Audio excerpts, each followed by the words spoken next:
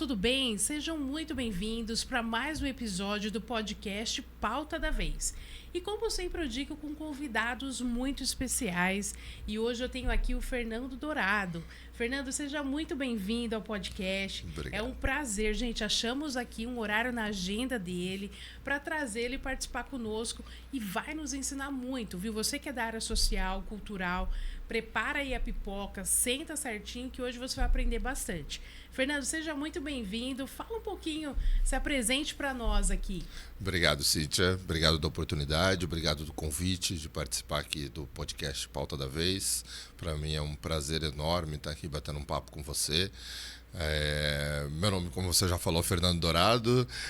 Sou natural daqui de Indaiatuba. Trabalho no terceiro setor já há 24 anos, tá? Desenvolvi minha carreira aí basicamente na área de captação de recursos e há 2 anos pulei para o outro lado da mesa, né? Há 2 anos eu estou aí à frente da Fundação Rainer Blickley, operacionalmente, que é uma fundação da empresa SEW Eurodrive Brasil, do dono da empresa, o seu Rainer, né? E hoje eu acabo conduzindo operacionalmente todas as atividades da fundação, fazendo os investimentos dentro do que a gente se propõe a fazer em todo o território nacional, com um foco maior aqui na nossa região e na cidade de Indaiatuba. Olha, só pela apresentação dele, a gente já viu que tem muita história aqui pra gente conversar, né? Vamos começar falando um pouquinho, então, dessa sua trajetória mesmo. Gente, ele é um indaiatubano, nascido aqui, da Gema. Igual a gente falou que às vezes acaba sendo muito raro. Os convidados aqui, a maioria vem de fora, mas adotam Indaiatuba como sua cidade do coração, né? Muitos aí se falam, me considero indaiatubano. Conta pra nós um pouquinho, você nasceu aqui, sua família é daqui. Ele viu, gente, Indaiatuba quando era só fazenda e mato, tá? Então, olha só que bacana aí toda essa evolução. E eu acho que em pouco tempo, né, Fernando? Sim, pouco tempo. Não vi tanto mato assim, não sou tão velho assim. Brincadeiras à parte, Cíntia. Na verdade, eu sou indaiatubano. Meus pais não são daqui, meus pais vieram da Bahia, meus pais são do Nordeste. Né? Tinha uma irmã já falecida que também era baiana e um irmão que nasceu em Santo André, na vinda dos meus pais para o ABC em busca de trabalho. Meu pai é médico pediatra, minha mãe enfermeira, e em dado momento da vida deles vieram para Indaiatuba, minha mãe grávida de mim. Né? Isso lá nos idos 1977, 76 para 77. Né? Eu já nasci aqui em Indaiatuba, fui criado aqui, realmente vi boa parte do progresso da cidade. Né? A cidade cresceu rapidamente, aí, acredito que nos últimos 20, 25 anos teve um crescimento estrondoso, né? E pós-pandemia ainda mais ainda. Né? Então conheço um pouquinho da cidade, andei bastante por aqui, já morei fora, já saí da cidade, mas eu brinco que o indaiatubano mesmo, ele vai, mas ele volta, não tem jeito. E a cidade é uma cidade maravilhosa, uma cidade muito boa para se viver, com uma estrutura muito boa, então acho difícil me tirarem daqui. Olha só, é isso que a gente fala, né? Para quem vem de fora, vê tudo prontinho, vê toda a cidade já estruturada, parece até que já tá montadinha, né? Mas é o que a gente fala, ele que participou dessa evolução, eu moro aqui em Indaiatuba, Fernando, fazem 21 anos já. Eu sou aquela que já me considera indaiatubana. E ele falou do pai dele, que também é pediatra. A gente trouxe o episódio passado aqui, o Dr. Otiniel, e ele falou que um dos que incentivaram aí, não só na questão da profissão, mas de vir para Indaiatuba também, foi o pai aqui do Fernando. Ele é o Fernando Júnior, é isso? Não, é Fernandinho. O nome do meio é diferente. O que eu falo, né? Sempre alguém que vem para Indaiatuba vem porque alguém veio, mora aqui e fala, vem pra cá que aqui é melhor. Então, acompanhar essa evolução acho que é bem bacana. E é o que ele falou, quem tá depois não quer sair, né? Exatamente. Que legal. E agora entrando um pouquinho, o Fernando, igual você falou, casado, tem filhos, conta pra nós. Sim, sou casado com a Vanessa, tenho 2 filhos, tenho uma filha e um enteado, tenho uma filha de 23 anos, um enteado de 26 anos, né? Também nascidos aqui, que vivem aqui. Minha filha hoje está vivendo em Curitiba, fazendo faculdade em Curitiba, e mora lá. Inclusive, esse final de semana ela estava aqui com a gente, matando um pouquinho da saudade. né? E também pretendo que continuem aqui. E, na verdade, a gente cria os filhos para o mundo, né? Para que eles possam voar e decidir a melhor opção para eles, né? Mas a porta de casa está sempre aberta para ambos. Com certeza. E foi uma das coisas que o doutor Otiniel comentou, né? Antes, a área de medicina, aqui na cidade, não tinha como atuar. Então, a maioria morava aqui, mas atuava fora. Indaiatuba cresceu aqui num nível que agora tem mercado de trabalho, acredito que para todas as áreas, um crescimento aí bem grande. E agora, você que está nos assistindo aí, vamos falar um pouquinho da trajetória profissional do Fernando, falar toda essa questão aí para entrar no terceiro setor, uma área muito importante. Indaiatuba é desenvolvida sim, mas a gente tem que ter o foco também na área social, principalmente no sentido infantil, né? Muitas crianças que têm todo um futuro pela frente, desde cedo já são ali preparadas. Então, Fernando, fala para nós um pouquinho como que você entrou no terceiro setor, né? Eu acho que todo mundo que tem aí uma trajetória profissional gosta de unir o útil ao agradável. Então, acho que você escolheu mais do que nunca a área certa. Sim, Cíntia, eu em 2001 eu me formei na faculdade em marketing. Tive a oportunidade de ter uma vivência fora do país, focada em marketing de relacionamento. E ao retornar, eu brinco que eu entrei no terceiro setor sem querer. Foi algo do acaso mesmo. Eu apliquei para uma vaga aberta na Fundação Abrinq, em São Paulo. A Fundação Abrinq pelos Direitos da Criança e Adolescente. A Fundação Abrinq tem uma história bem legal. É uma organização que nasceu junto com o Estatuto da Criança e do Adolescente. Então, ela foi criada para fazer valer o Estatuto, para fazer com que o Estatuto da Criança e do Adolescente fosse realmente não só um livro, um papel, e fosse colocado em prática as ações que ali estavam descritas. E aí eu brinco que lá foi minha grande escola. Eu entrei lá para fazer captação de recursos. Na verdade, a minha função principal era manter uma base de doadores, de pessoas físicas que estavam naquela época ainda, a gente mandava carta para os doadores com um boleto bancário via correio, e tinham muitos doadores que já tinham mudado de endereço, que não recebiam as cartas, e isso vinha caindo a arrecadação da fundação. E comecei a me especializar em captação de recursos lá na Fundação Abrinq. Passei alguns anos trabalhando lá, tive a oportunidade lá de visitar todas as áreas da captação de recursos, desenvolvimento de projetos, campanhas de marketing relacionada à causa, captação de pessoas físicas, pessoas jurídicas, eventos, leilões de obra de arte, leilões de camisa de futebol, eventos em parques em prol das crianças, da captação de recursos para o desenvolvimento dos programas e projetos. E de lá eu acabei sendo mordido ali pelo bichinho do terceiro setor, e continuei minha carreira no setor. Trabalhei no Instituto Ethos, no Fundo Brasil de Direitos Humanos, tive um período aqui junto com o DECO, no Instituto DECO 20, no início do Instituto aqui. Hoje acabo dando um apoio no Instituto DECO 20 também na área de governança, mas um apoio mais voluntário, né? E acabei me envolvendo com o setor. Em dado momento da minha trajetória, eu precisei sair do terceiro setor por uma questão financeira. Pausa, né? Por uma questão realmente financeira. Tá? Aqui em Indaiatuba, a gente não tinha ainda a valorização do setor. Então, para você trabalhar no terceiro setor, basicamente você precisava ser voluntário. Né? E eu acabei indo trabalhar numa empresa de software. Então, eu continuava fazendo o meu trabalho de terceiro setor no período da noite, voluntariamente, muitas vezes em consultoria de captação, ou seja, formatando projetos de captação de recursos. E durante o dia eu trabalhava em empresas de software, vendendo soluções para as empresas. E aí, curiosamente, foi o meu primeiro contato com a ECW. A ECW foi meu cliente na área de software. Eu vendia todas as soluções de acesso e segurança da empresa e de RH da empresa, que estão lá até hoje, que são utilizadas até hoje na empresa, né? Mas eu sempre fiquei com aquela coisa de eu preciso voltar para o setor profissionalmente, eu preciso retornar para o terceiro setor, até porque acredito que é uma missão de vida. né? Eu tenho um prazer enorme em ver o resultado lá na ponta, em ver a transformação. Trabalhei muito tempo com criança e adolescente, então para mim assim é um orgulho. Esses dias até um caso curioso, fui jantar com a minha esposa e veio me atender na mesa um garçom que foi um atendido do Instituto Deco. Poxa. E se lembrou de mim lá, né? Então você vê que o trabalho está sendo bem feito, que aquele menino lá atrás que tinha uma série de problemas dentro do seu ambiente familiar, com minimamente um apoio que eu pude participar ali, ser parte daquela equipe, surtiu efeito e ele se tornou um cidadão do bem, né? Então isso para mim não tem preço. Isso acho que é algo inimaginável e não tem como você mensurar o quanto isso é valioso, né? E eu acabei retornando para o terceiro setor efetivamente há 2 anos e pouquinho, 2 anos e alguns meses, na ECW.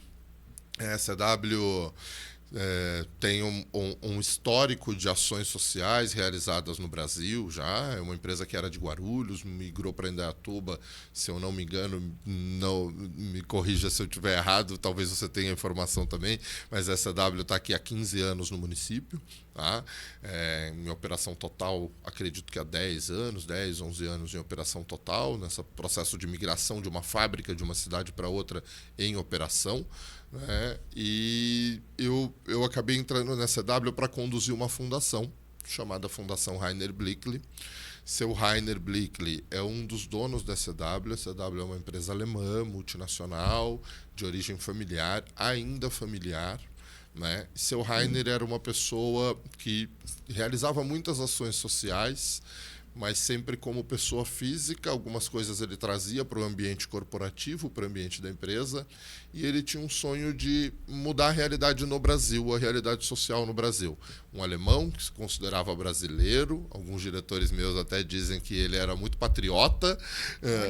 Gente, presta atenção nessa história, porque a primeira vez que eu ouvi, eu quase me emocionei aqui. Eu achei muito, muito bacana, porque é o que a gente fala, né? O Brasil, igual a gente fala, é uma terra rica em tudo, né? Desde, vamos colocar clima, pessoas, toda essa parte. E um alemão veio para cá e se considerou brasileiro, não só vestiu a camisa, igual você está falando, a questão de ser patriota, mas principalmente a questão de querer fazer a diferença. Ou seja, tantas vidas que ele impactou nesse período que ele estava aqui, de uma forma muito singela, porque não colocava nos holofortes, guardava ali dentro, né, do seu meio ali familiar, e essas ações penduram até hoje, né, Fernando? Sim, sim, perduram até hoje. A fundação ela passou a existir em 2019 por uma iniciativa dele. Logo na sequência começou a pandemia, né? E aí ele não conseguiu colocar a fundação em operação. Em 2021, infelizmente, seu Rainer veio a falecer por um problema de saúde, né? E a fundação ficou um pouquinho parada, né? Isso ficou na missão dos diretores da CW. Então, nossos 3 diretores lá, o Alexandre, o João e o Irã, e mais 4 clientes e amigos do seu Rainer que ele convidou para compor o conselho, né? Resolveram, não, nós temos que dar sequência no legado que ele deixou, né? Para nossa grata surpresa, seu Rainer ele não tinha herdeiros diretos e ele deixou parte da fortuna pessoal dele para investimento na fundação. Então, realmente, como você disse, um alemão preocupado com a situação no Brasil e que até depois de morto deixou um legado para que a gente pudesse seguir aqui no Brasil, né? E eu entro nessa CW para conduzir essas ações, ou seja, para avaliar projetos, para entender aonde o dinheiro pode ser investido dentro de 5 grandes áreas: cultura, esportes, meio ambiente, tecnologia e educação.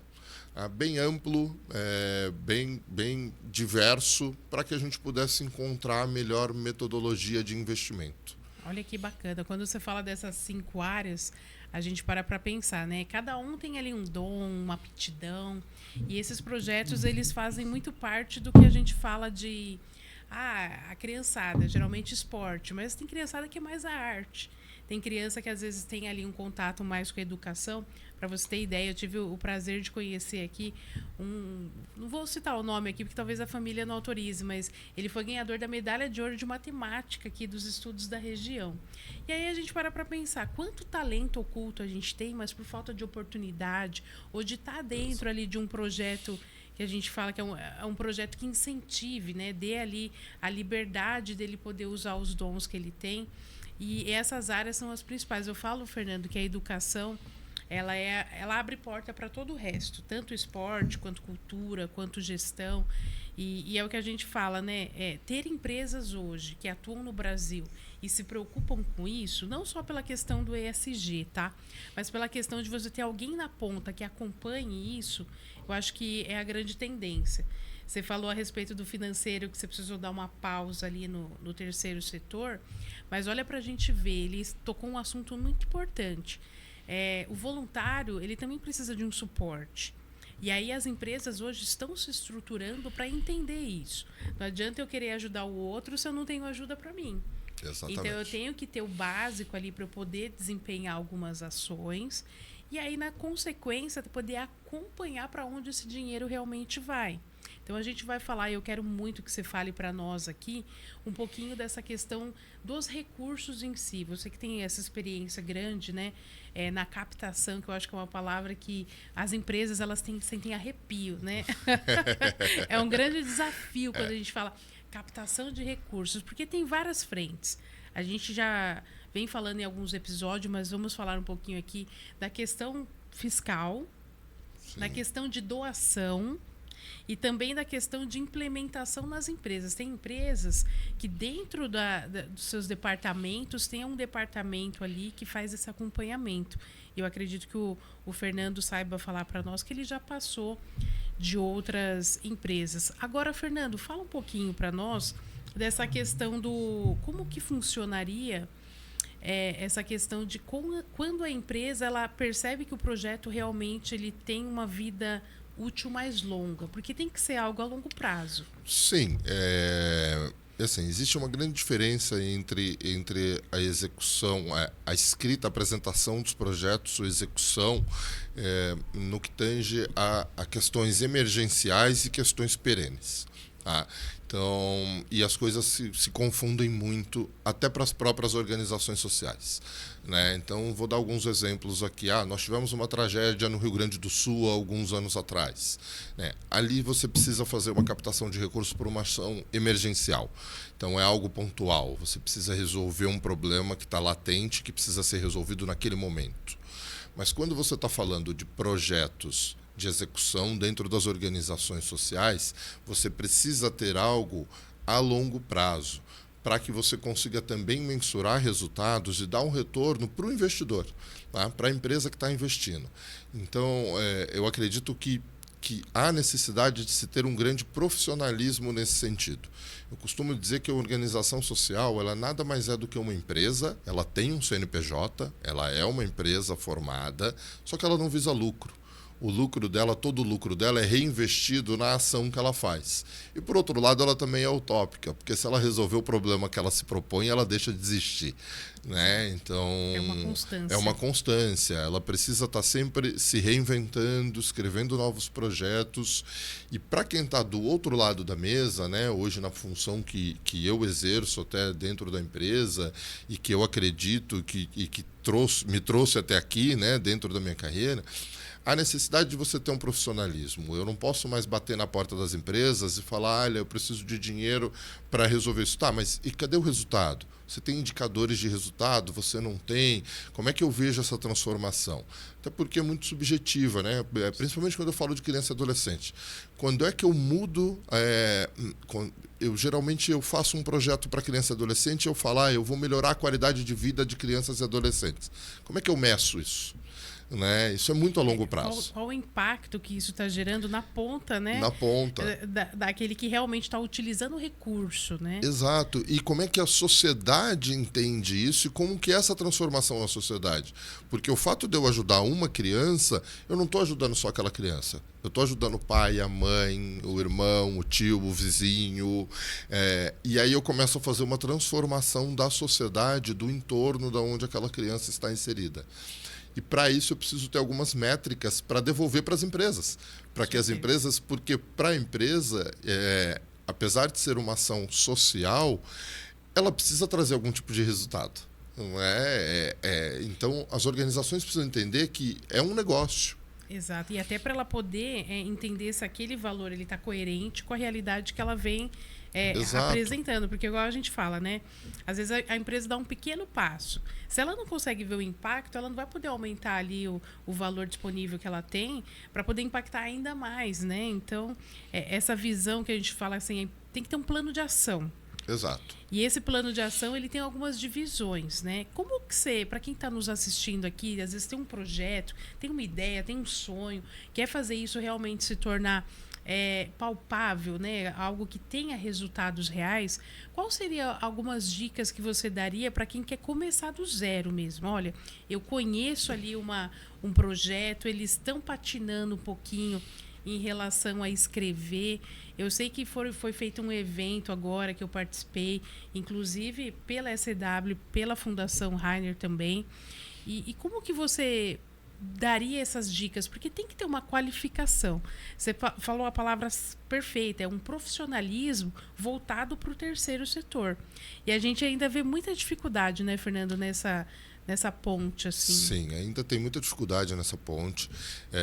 A gente realmente, obrigado até da menção, a gente realizou um evento na semana passada, em parceria com a Fundação Abrinq. Nós somos um dos grandes financiadores dos projetos da Fundação Abrinq. Hoje, através da nossa parceria, a gente chega em 22 cidades do Brasil, né? Além dos outros projetos que a CW e a Fundação desenvolvem. O evento foi justamente para isso, para fazer com que as organizações sociais entendam as metodologias de escrita de projeto, e não só de escrita de projeto, as possibilidades de onde esses projetos podem ser difundidos, aonde eu posso captar recursos com esses projetos, né? E dentro do seu questionamento, né, eu acho que a escrita de projetos, você precisa entender o passo a passo de um projeto. Eu preciso ter uma introdução, eu preciso falar da minha organização, eu preciso entender aonde eu quero chegar, quem são o número de atendidos, quais são meus objetivos gerais, específicos, o que eu vou entregar de resultado para as companhias. E aí, resultado, eu tenho duas linhas, né? Eu tenho o resultado propriamente do projeto, do atendimento, do que aquilo está impactando na vida das pessoas, e eu tenho o resultado voltado para a empresa. O que a empresa pode usufruir daquilo, do ponto de vista de comunicação, de leis de incentivo, de desconto de imposto ou de direcionamento de recursos de imposto, de ICMS e de uma série de outros fatores, né? Acho que essa estrutura de projetos, ela precisa ser muito bem desenhada. E já me coloco aqui à disposição da sua plateia, do seu público aqui e das organizações sociais para apoiar nesse sentido, né? Nós temos alguns ferramentais para isso, eles estão disponíveis, só entrar em contato comigo, eu disponibilizo esses materiais. Você, inclusive, ainda hoje deve receber um e-mail de participação do evento com os materiais, com um enxoval de materiais aí que podem ser utilizados para a escrita de projetos e prestação de contas das organizações sociais para os seus financiadores. Olha só que coisa fantástica, para vocês entenderem o contexto, né? Eles realizaram um evento gratuito, tá? Muito importante falar isso. Um evento gratuito na qual pessoas que são qualificadas na área deram um treinamento de como estruturar um projeto. E eu falo assim com propriedade que eu estive lá, eu participei. Eles deram toda a parte de material que é impressa para a gente poder acompanhar.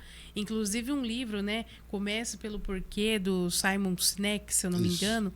Eu gosto muito de ler, eu tenho lá meus livros. Quando eu vi o livro, eu falei, pronto, agora fechou com chave de ouro. Por quê? A gente tem que ter a teoria.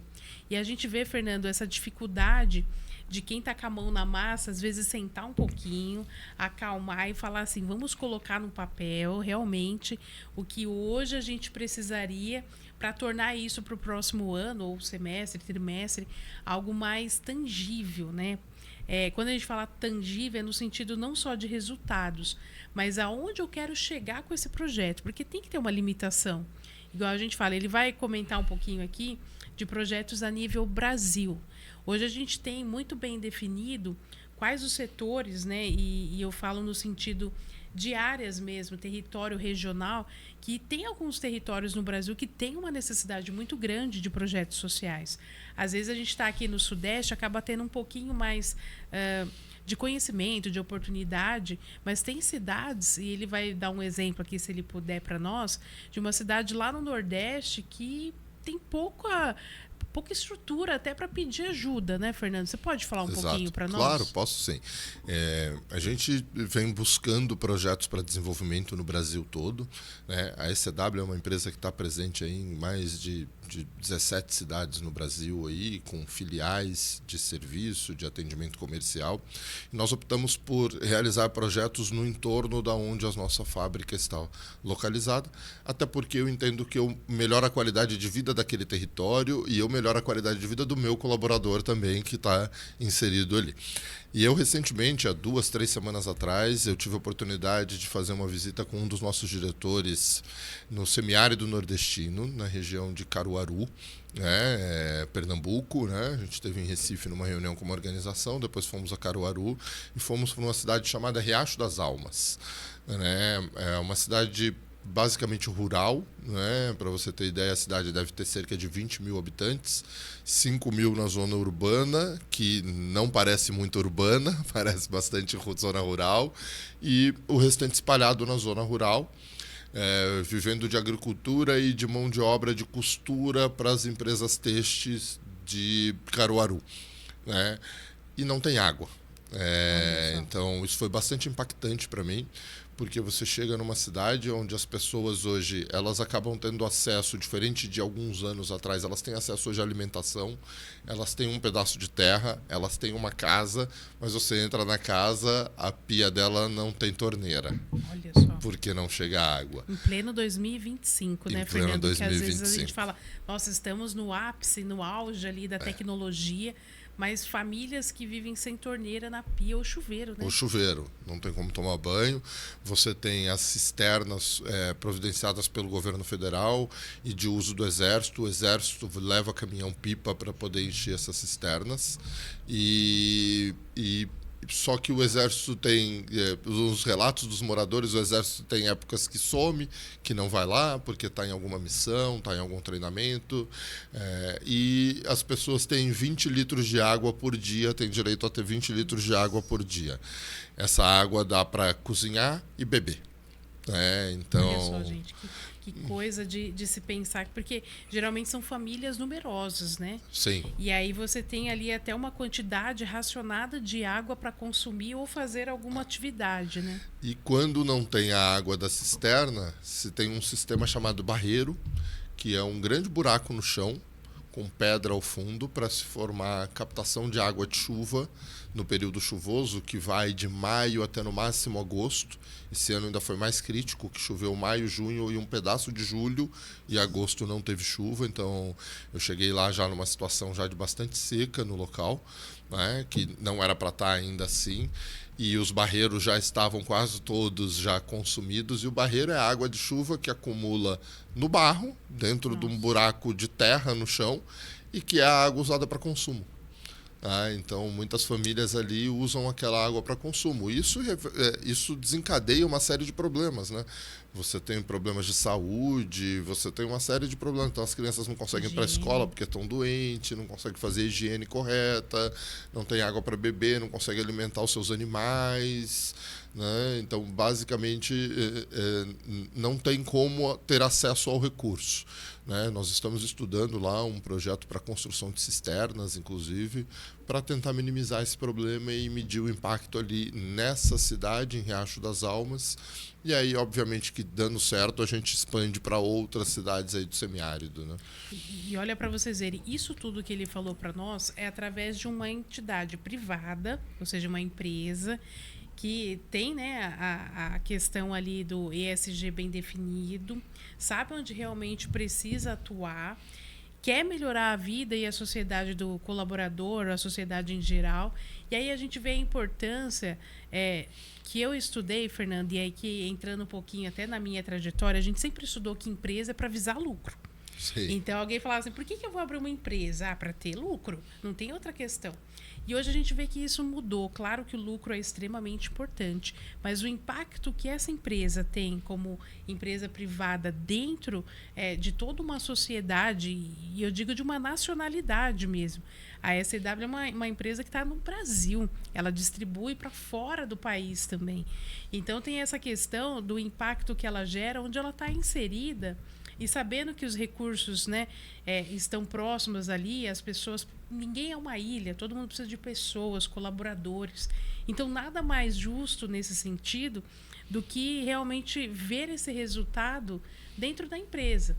Então, algo que, igual ele falou para nós aqui, você que é empresário, abre uma atenção para isso, porque como que a gente quer um funcionário dedicado, motivado, muitas vezes ali, que dedica, né? Vamos colocar aí 50% ou mais da vida para o trabalho em si, para o sustento da família, se ele não tiver numa entidade, numa empresa que dê esse suporte, como que ele vai permanecer? Exato. E a gente sabe, né, Fernando? Hoje, pelo menos, o pessoal me procura muito. Sim, eu preciso de funcionário, preciso de colaborador.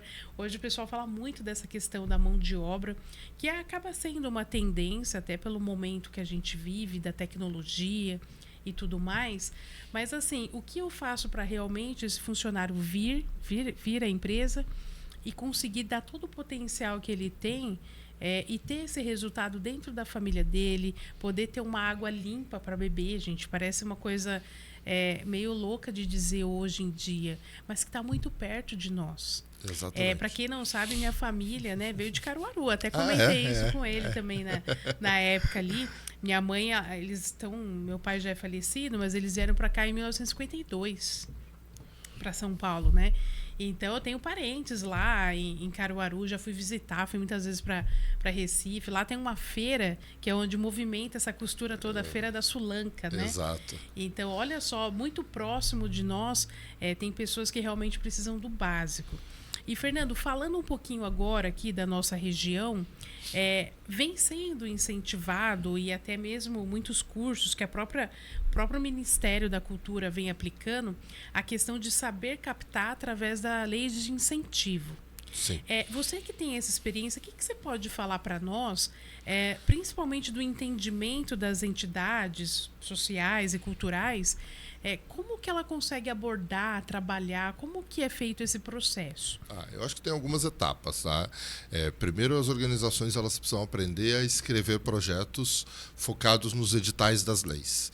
Então, toda lei de incentivo tem um edital e tem algumas regras dentro desse edital que devem ser cumpridas na escrita do projeto. O próprio Ministério ele fornece um passo a passo de como você faz essa inscrição.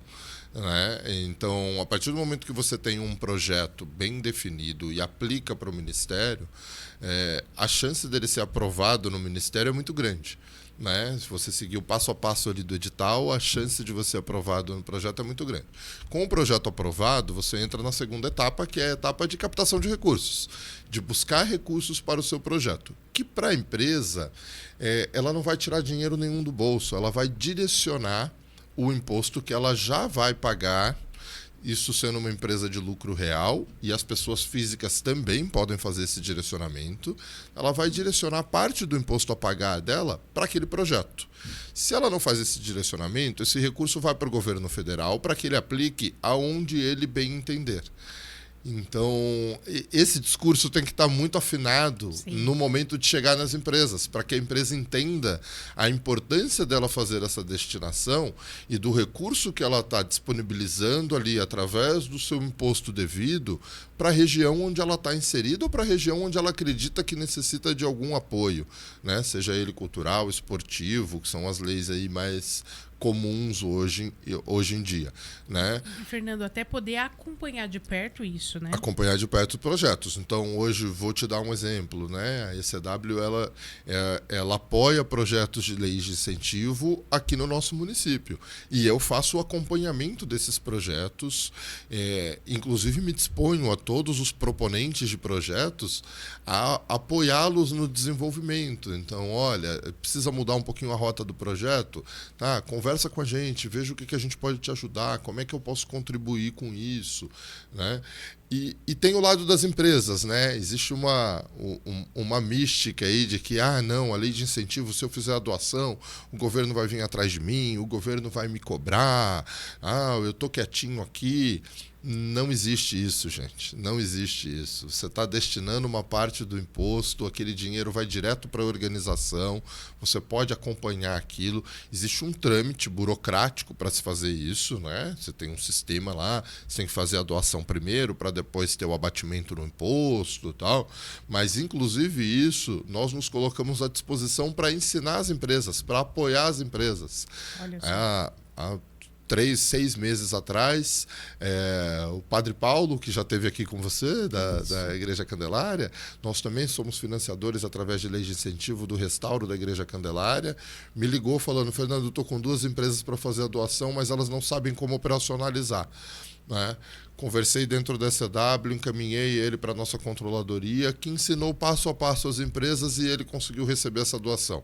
São 2 empresas que agora já começam a fazer a doação de forma recorrente, ou trimestral ou anual, de acordo com a sua metodologia de trabalho aí de recolhimento de impostos, né? E vocês entendem agora o que a gente fala que é uma comunidade realmente de incentivo, não só às leis e tudo mais, mas de união em prol de um objetivo comum. Eu trouxe o Padre Paulo aqui, inclusive a Luísa veio aqui também, ela é contadora, também se colocou aqui à disposição. O que a gente quer que as pessoas entendam? O impacto que isso traz no dia a dia da ponta, ou seja, daquele que realmente precisa. Quando a gente falou do restauro, a gente está falando de um patrimônio, que foi o primeiro patrimônio aqui, foi o primeiro empreendimento construído aqui, o padre até comentou, né, tem aqui o nome que é um barro que eles colocaram nas paredes. As paredes são dessa grossura, gente. Por quê? São feitas de taipa, né? Taipa, obrigada, é exatamente isso. Então tem todo um cuidado para que esse restauro seja feito como era antes, não vire uma reforma, né? Sim. E a SEW vem contribuindo, vem sendo aí uma grande incentivadora e agora uma educadora nesse sentido de incentivar as demais empresas. Então, Fernando, eu na verdade fico assim impactada e encantada, né, com o trabalho que tanto a empresa quanto você ali realiza. Depois, quem estiver assistindo aqui, coloca aqui, se caso a sua empresa já recebeu algum projeto, comenta aqui para nos ajudar, compartilha esse vídeo para que ele chegue nas pessoas que não só fazem os projetos, mas que às vezes tem algum projeto já em andamento e está perdido. Às vezes, igual você falou, quero ajudar, mas não sei como. Então, peraí que tem pessoas capacitadas para poder te orientar. Muito bacana esse trabalho. E conte comigo, Cíntia, assim, o público que tem acesso aí ao Pauta da Vez, fique super à vontade para entrar em contato comigo, eu consigo dar as orientações dentro do que eu conheço do mercado. Às vezes eu não conheço tudo que pode ser, mas eu tenho alguns contatos que podem também apoiar. Então, pode contar comigo, sim, tanto as empresas quanto as organizações sociais. Hoje a gente faz uma série de investimentos no município para uma série de organizações. Só para você ter uma ideia do potencial de investimento da Fundação Rainer Blickli, né? Hoje a Fundação Rainer Blickli investe por ano cerca de 15 milhões de reais em projetos sociais e que não está atrelado à lei de incentivo, de doação direta. Tá? Atendendo aí mais de 25 mil crianças e adolescentes pelo Brasil, de 25 mil pessoas pelo Brasil. Né? E ainda assim a gente tem o lado da SAW fazendo o aporte em todas as leis de incentivo, contribuímos com o Conselho da Criança e do Adolescente, Conselho do Idoso, Lei de Incentivo ao Esporte, Lei de Incentivo à Cultura, ICMS, infelizmente a gente não consegue fazer, que a gente entrou na recuperação de crédito, então eu não tenho créditos para poder fazer as doações. Né? Agora eu estou analisando as leis do PRONAS e PRONON, que são leis também federais, como a do esporte e da cultura, que regem os projetos de oncologia e os projetos de pessoas com necessidades especiais. Tá? Então, venho motivando as organizações locais a escrever projeto para que elas possam receber o nosso recurso e o recurso fique aqui no nosso entorno, possa melhorar a qualidade de vida aqui do nosso entorno, da nossa cidade. Olha só, gente, hoje foi uma aula aqui. Eu falo que a gente só vem trazendo pessoas aqui para o Pauta da Vez que realmente tem muito conteúdo para contribuir e o mais importante, tem vivência, tem experiência. Fernando, estou aqui impactada nessa questão e quero muito agradecer você por vir aqui e se dispor, gente. Olha que importante. Ele que tem uma agenda aqui super cheia, tem suas tarefas profissionais, tem seu trabalho voluntário, ainda se dispõe a ajudar as pessoas ou projetos, empresas, a poderem também contribuir. Então, assim, não só os nossos agradecimentos, mas parabéns por essa iniciativa, que é o que a gente fala, é um legado também que a gente acaba buscando e deixando assim, como o senhor Rainer, né, vem trabalhando a fundação que vai crescer bastante, né? Para terminar aqui, que o nosso tempo eu sei que é curto, mas se você puder falar só um pouquinho aqui dos próximos passos da Fundação para Indaiatuba, eu acho que é importante até para despertar em quem nos assiste esse entendimento do tanto que esse terceiro setor ele impacta e muda a vida, transforma, né, a vida das pessoas. Hoje a Fundação ela opera dentro da empresa, né? Ela tem uma gestão independente, mas as pessoas acabam sendo as mesmas que fazem a gestão, mas ela tem uma gestão independente. A nossa ideia é tirar a fundação de dentro da empresa, ter uma sede própria no município, para que a gente possa também desenvolver os nossos próprios projetos. Hoje nós nos classificamos como uma organização meio, que eu tenho recurso captado de uma pessoa física hoje e eu repasso esse recurso para projetos que são avaliados e pautados por nós como projetos importantes e que tragam resultado. Eu faço o acompanhamento de todos esses projetos, né? Mas a nossa ideia é que a gente também desenvolva projetos próprios e aí ainda há uma discussão se a gente faz o atendimento direto, se a gente segue apoiando as outras organizações. Eu sempre costumo dizer que não adianta a gente querer reinventar a roda. Se já tem gente fazendo bem feito, vamos potencializar aquele trabalho, vamos ajudar aquele trabalho para que ele cresça, para que ele se desenvolva, né? E a Fundação tem uma missão também de captar recursos, né, para desenvolver esses projetos. Então, o seu Rainer deixou uma parte de recurso aí da fortuna pessoal dele para a Fundação, mas dinheiro é finito. Dinheiro acaba. E a gente precisa captar recursos. E para isso eu preciso desenvolver projetos. Né? E a gente está começando a trabalhar nesse desenvolvimento de projetos. A nossa ideia é, nos próximos anos, já ter uma sede própria na cidade. Ainda não posso te contar muito sobre isso. Né? Mas já contou muita coisa. Mas a ideia é que a gente tenha um prédio próprio na cidade e a gente sirva como suporte também para todas as organizações aí no desenvolvimento dos seus projetos. Olha, do fundo do coração, eu só posso desejar que isso tudo realmente se concretize, que você possa, com toda a sua experiência, né, direcionar para que seja da melhor forma possível. E mais uma vez eu peço a você que tem uma empresa, quer saber mais, busque orientações.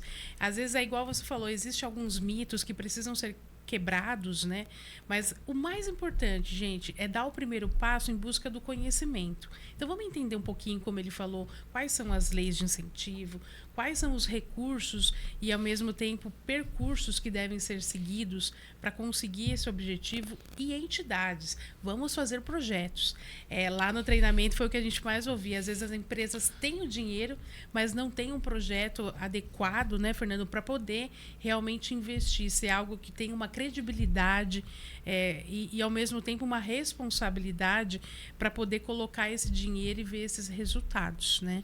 Exatamente. Então, Fernando, muito obrigada. obrigado pela sua participação, por todo o seu compartilhar de dados aqui, informações. Se deixar, gente, a conversa fica aqui, é muito longa, mas quero deixar para você que nos assiste esse pedido. Compartilhe, faça tudo que o Fernando falou aqui, chegar nas pessoas para motivá-las e mostrar que sim, existem muitas oportunidades, mas tem que fazer o nosso papel, né, Fernando? Exato. Eu que agradeço, sim. Te agradeço a oportunidade de estar aqui com você, de estar compartilhando um pouquinho da minha vivência, do que eu trago no setor, um pouquinho do que a empresa que hoje eu estou inserido faz também para a cidade, faz para o país em si, né? Tanto a empresa quanto a própria fundação, né? Agradeço a oportunidade, foi um prazer estar aqui com você, estou sempre à disposição, mais uma vez repito, estou à disposição das organizações sociais, das empresas que quiserem se capacitar e trocar ideias, aprender um pouquinho mais até onde eu consigo dispor de informações, né? E é isso, obrigado mesmo, foi um prazer imenso estar aqui com você. Leve nosso abraço aqui para o Alexandre, para o Irã, né? Irã, e para o João também, eles que são os presidentes da SW. Obrigada por liberarem o Fernando para estar aqui conosco hoje, para o pessoal da Fundação. E deixa para nós, Fernando, os seus arroba, como que as pessoas entram em contato contigo, Instagram. Tá. A Fundação ainda está sem Instagram, nós vamos lançar agora. A ideia era realmente fazer o trabalho da Fundação ainda sem aparecer muito, né? E agora a gente está numa virada de chave de comunicação aí, então eu já tenho até um Instagram formado lá, mas não está divulgado ainda. O meu Instagram pessoal é Fê Dourado Costa, que é o meu sobrenome, né? Meu e-mail, acho que eu posso compartilhar aqui até o e-mail corporativo com vocês, é fernando.dourado@scw.com.br. E deixo aqui também o meu telefone celular, né? Não, olha só, aqui no CG, vocês já estão vendo o Instagram dele, mas olha só que oportunidade. É 19-998-21-0121. Fiquem à vontade para me acionar, para a gente trocar um pouquinho aí. Eu gosto muito de compartilhar e acho que toda troca é um aprendizado, é uma via de mão dupla. Com certeza, gente. Compartilhe esse vídeo aí, que eu quero, Fernando, que Indaiatuba seja realmente uma referência. Não só em projetos, mas em cultura. Tantas pessoas, igual você mesmo citou, mudam de vida mesmo por ter esse acompanhamento, seja musical, de leitura, enfim, esporte. Que isso tudo possa, gente, incentivar as pessoas não só a ser do bem, como a gente fala, mas possam também dar testemunho e trabalharem nisso. Porque é o que a gente fala, é uma corrente. Sim. Então, eu sou ajudada hoje, amanhã eu vou ajudar e vice-versa. É um sentimento que a gente fala que tem que ser multiplicado. De preferência em níveis exponenciais, né? É isso que a gente quer criar, esse impacto aqui. E o Pauta da Vez, ele vem trazendo muitos conteúdos voltados a essa transformação de sociedade. Então, nosso muito obrigada. Fique com Deus, Fernando. Conte Amém. conosco. Quando você estiver lá com tudo da Fundação pronto, por favor, estamos de porta aberta aqui para você poder vir divulgar quais ações estão sendo feitas. E para você que está nos assistindo, obrigada pela audiência. Entenda que você faz parte disso, então mande aí quais são os próximos assuntos que você quer saber, quem que você gostaria que eu recebesse aqui no Pauta da Vez. E obrigada também a todos os nossos parceiros, né, que nos ajudam, e você que quiser também patrocinar o Pauta da Vez, dar um incentivo. Aqui embaixo no vídeo vocês vão ver todas as informações, tá bom? Então, meu muito obrigada a vocês que nos assistem, obrigado, Fernando. Mais uma vez, obrigado. E fiquem todos com Deus. Até o próximo episódio do Pauta da Vez.